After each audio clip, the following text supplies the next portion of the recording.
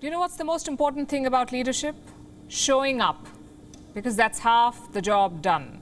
Leaders must be visible in times of crisis, and that's what Vladimir Putin did today. He showed up, not alone, but with the full might of the Russian army. Let me show you these pictures. This was Moscow's Red Square earlier today. Thousands of Russian soldiers were marching in formation. Cutting-edge weapons were paraded. Generals, ministers, spy masters, Russia's most powerful men were in attendance. Now, every victory day is special in Moscow. It marks Germany's surrender to the Soviet Union in 1945, basically the end of World War II. For Russians, today is all about sacrifices. They lost 27 million people during the war, more than any other country, 27 million. But history tends to forget those sacrifices. You hear more about Dunkirk or Normandy, but very little about Kursk or Stalingrad. In reality, the war was won on the Eastern Front. It was the Soviet army that captured Berlin. Victory Day celebrates that achievement. It's all about remembering the past. Well, usually it is, not today. Today was all about the present. You see, in the 1940s, Russia did not want war. It was forced upon them. But in 2022, places have been swapped. In today's war, Russia is the aggressor. And today's parade reflected that role reversal. It was all about projecting power. 11,000 soldiers, 131 weapons, 77 fighter jets. That's what Russia showcased at the parade today. It was a message to Ukraine and the West. Do not take us lightly. That's what Moscow was saying. And sending that message was this man, Russian President Vladimir Putin. He walked around the Red Square, he reviewed the parade, and then he addressed his people. As expected, the Putin we heard was combative. An absolutely unacceptable threat was created for us, and moreover, just next to our borders. Everything indicated that a clash with neo-Nazis, on whom the United States and its younger partners staked, was inevitable.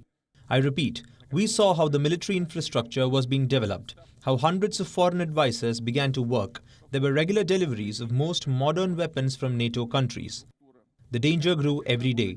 Russia has preemptively repulsed an aggression. It was a forced, timely, and the only correct decision. A couple of things to note here. Number one, wasn't Putin supposed to be struggling with his health? That's what every Western publication said. Remember, Putin has cancer, Putin has Parkinson's. Clearly, that doesn't appear to be the case. He was walking fine, he was speaking fine. So maybe all those Western reports were simply wrong. Number two, Putin keeps talking about neo-Nazis in Ukraine. It may be a stretch, but who exactly is he referring to? Perhaps these soldiers. They belong to the Azov regiment. Right now, they're fighting alongside Ukraine's army, but their ideology is problematic. The Azov fighters are neo-Nazis. They use Nazi symbols, Nazi war cries, even Nazi war tactics. This regiment operates mostly in the East. There's no denying their ideology or their brutality. But how powerful are they? Reports say they have between 900 and 2,500 members. Strong, but not strong enough to influence the rulers in Kiev. So Putin's remarks are true about the neo-Nazis, but they're also an exaggeration. Point number three to note. What was the big takeaway from today's parade? That Putin is not stepping back. He wants a military victory in the East, and to do that, he needs the West to stay away, to stop sending weapons. And what's the best way to warn your rivals? Either you test a powerful weapon or you flaunt them in a parade. The question is, did Ukraine get the message? Well, President Zelensky too released a video today, very different from Putin's. No big parades, no lethal weapons. This was a classic walk and talk. You can see Zelensky casually strolling through the empty roads of Kiev, but his message was far from casual. Very soon there will be 2 victory days in Ukraine, and someone will not have even one left. We won then, we will win now too. And Khreshchatyk Street will see the parade of victory, the victory of Ukraine. Congratulations on the victory day over Nazism. Glory to Ukraine. Notice how the end game has changed. First it was survival, then it was a negotiated settlement, and now Zelensky is talking about victory. Where does this confidence come from? His army did repel the attack on Kiev, but a bigger attack is unfolding in the east. And repelling that is not going to be easy. Zelensky needs to be 100% focused on that battle, which raises another question. How does he have time for all of these video shoots? Has Zelensky just become the mascot for this war? Or is he still the commander-in-chief? Sure, the information war is important, but retweets don't win you wars. Tactics do. And what exactly is Zelensky's tactic here? He's clearly feeling more confident. The question is why. One reason could be the American support. Just like Zelensky, Biden too has changed strategy, remember? In February, the White House said Kiev falling was a real possibility.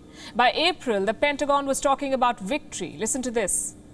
That Kyiv falling is a real possibility, and we've continued to see Russia's progression, even as we've seen resistance on the ground. They believe that we can win. We believe that they can win if they have the right equipment, the right support, and we're going to do everything we can. And that's what America is doing, flooding Ukraine with more and more weapons. So naturally, Ukraine feels emboldened. But what is Joe Biden's endgame here? He wants to use this war to weaken Russia, to deplete their arsenal, to isolate their economy. And so far, he's succeeded. Russia has been engaged in this battlefield for more than 70 days now. They've lost warships, dozens of tanks, not to mention thousands of soldiers that Putin does not want to talk about. Technically, Russia can still salvage this. They could stop with the conquest of Donbass. But at what cost? By then, Russia will be reduced to a middle power. So it's a lose-lose game for Vladimir Putin and also for Europe, if they're not careful. And this is very interesting. Before this war, Europe was looking for strategic autonomy. They'd had enough of US hegemony. They wanted to decide their own future. They were even talking about a European army. Now, this war changes a lot of those calculations. Dealing with Russia is not an option anymore. Neither is dealing with China. So Europe has been boxed in. They must rely on the United States of America. Just think about this. Germany is planning to spend $1 billion on defense. Where do you think all that money will go? To American defense contractors. So this war has done the US a favor because their influence was waning in Europe, because the NATO was becoming obsolete. Well, not anymore. Now you have Sweden and Finland considering NATO membership, applying for it, possibly. Such geopolitical plays are not new. Think back to the Vietnam War or the Soviet war in Afghanistan. Big powers fighting proxy wars to weaken their rivals is not new. But also remember what those power plays did to Vietnam, what they did to Afghanistan. Russia's Victory Day was a warning against that sort of thing, against expansionism, against big power rivalries. But here's what we say. Both Putin and Biden would do well to study those days of the World War. 50 million people died for needless political ambitions.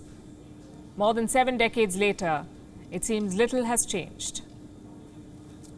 WION is now available in your country. Download the app now and get all the news on the move.